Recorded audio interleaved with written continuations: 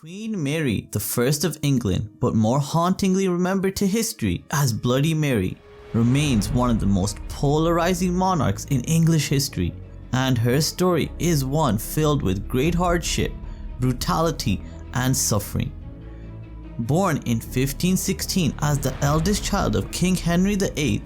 and his first wife Catherine of Aragon, Mary's early life was defined by dynastic turbulence, religious turmoil, and personal hardship, due primarily to the fact that her father had many failed marriages and was an unstable individual and ruler. But all of that would change in 1553, when she would ascend to the English throne and become the first proper female monarch of the country. However, her time on the throne would not be simple or easy, and Mary's rule would be marked by religious strife, political upheaval, and personal misfortune. But her unwavering devotion to Catholic orthodoxy and her involvement in the Marian persecutions would ensure that her reputation as a fearsome and bloody ruler would be cemented for centuries to come.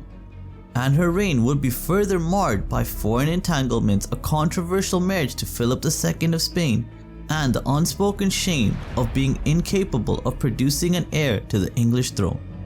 And by the time of her death in 1558, she was plagued by a range of debilitating illnesses such as severe melancholy, abdominal swelling, and significant weight loss, which fueled much speculation amongst contemporary and modern historians about what may have been the cause of death for Queen Mary I of England.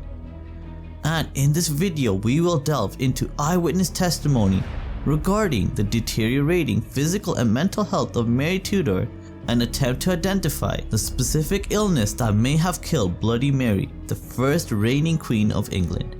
But before we begin, don't forget, if you want to find out more about the deaths of some of history's greatest figures, then subscribe to my channel Historical Exit. The most popular and widely accepted discourse in regards to the passing of Mary Tudor by modern historians is that she may have passed away from either ovarian or uterine cancer. And the primary reasons behind this thinking are based on the fact that during her final year, Queen Mary had much swelling and pain around the pelvic region of her body. She was also often noticed to be very fatigued and out of breath. And lastly, her infertility also hints towards another likely symptom of ovarian or uterine cancer. Our best evidence for these symptoms comes from Venetian ambassador Giovanni Michele, who was present at the English court till just a few months before Mary Tudor's passing. And in one of his correspondences, he states that Her Majesty Queen Mary is suffering from a great swelling of the belly, and she has been grievously ill for some time. It is said that she has a swelling that seems to be increasing in size, and it has made her health decline swiftly. This letter by Giovanni Michele, a contemporary source, provides some great insight into the health of Mary Tudor by highlighting that the Queen had severe swelling around the belly and that the swelling seemed to be growing in size as well. These could both be potential signs of a growing tumor within the pelvis. Secondly, this letter also corroborates that the Queen was grievously ill, although it is unclear what the exact symptoms of illness are being referred to here are. It is plausible to purport that perhaps the Venetian ambassador is hinting towards bowel issues or perhaps nausea and vomiting, all of which can be signs of cancer progressing throughout the body. And lastly, this discourse of cancer being the killer of Queen Mary can be further inferred from the last line of Giovanni's passage, which highlights that the illness has made her health decline swiftly.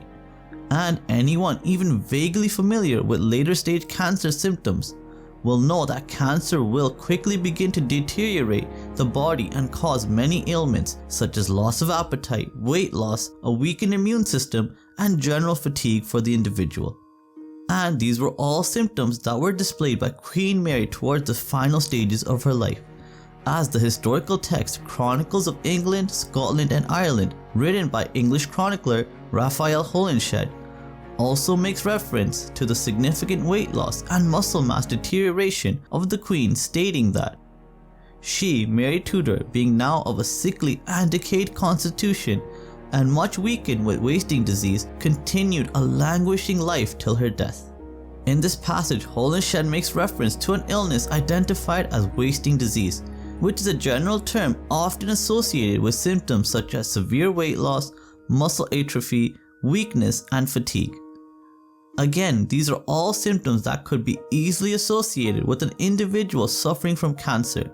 But there's also a secondary discourse that some historians and medical professionals suspect could be a plausible explanation as to the illness that killed Queen Mary, and that is she may have perished from tuberculosis. And the primary reasons for this theory are based on the evidence identifying her suffering from wasting disease, chronic fatigue, and muscle weakness the months before her death. However, the main critiques against this theory are the facts that there is no evidence of Mary having suffered from respiratory issues such as a persistent cough or difficulty breathing, which are common symptoms of someone suffering from tuberculosis. And also, it often takes years for an individual suffering from the disease to perish, but it appears that Mary's deterioration in health happened very rapidly over the span of just a single year. Additionally, it is also important to consider that the majority of symptoms that Mary was displaying towards the end of her life were around the pelvis and bowel area, which would once again not be in line with the symptoms of someone suffering from tuberculosis. And lastly, there's a third and final discourse that needs to be considered, which may not have been the direct cause of death for Mary Tudor, but it definitely would have had an impact on her health and mental well-being, and that is Queen Mary may have been suffering from depression as well. This viewpoint is presented to us by contemporary historian and Protestant theologian John Foxe, who states in his works Acts and Monuments that her melancholy was so extreme that oftentimes she would not be stirred, neither with any solicitation nor with any comfort, but would cast away the whole day in weeping and lamentation. Firstly, it is important to highlight here that John Foxe was a devout Protestant who absolutely loathed Mary Tudor and had witnessed firsthand the many atrocities she had committed against Protestants in England. So it is important to emphasize there may be an element of bias in his works, but his viewpoints are still worthy of consideration nonetheless. And in this passage, Foxe seems to be asserting that Queen Mary suffered from extreme melancholy, which we would refer to in the modern day as something like severe depression. And it is not implausible to suggest that Mary, having failed in her endeavors to produce an heir, alongside the political and religious turmoil within her lands, may have weighed heavily upon her and helped accentuate her illness and overall deteriorating health. Therefore, based on the evidence we have available to us from three contemporary sources, from the reign of Queen Mary alongside our modern understanding of medicine, it would be most prudent to ascertain that the most plausible cause of death for Mary Tudor would be she perished from ovarian or uterine cancer on the 17th of November in 1558 at the age of 42. So let me know in the comments down below how you think Bloody Mary met her ultimate end, and if you believe in my final conclusion. Also, there is a link to all the sources I've mentioned in this video in the pinned comment and description below for anyone that would like to check out these historical texts in more detail. And lastly, if you found this video to be engaging and educational, then please do like and share this video with others, and if you haven't done so already, subscribe to my channel Historical Exit so you can find out more about the deaths of some of history's greatest figures. Thank you so much for watching and have a great day. Bye.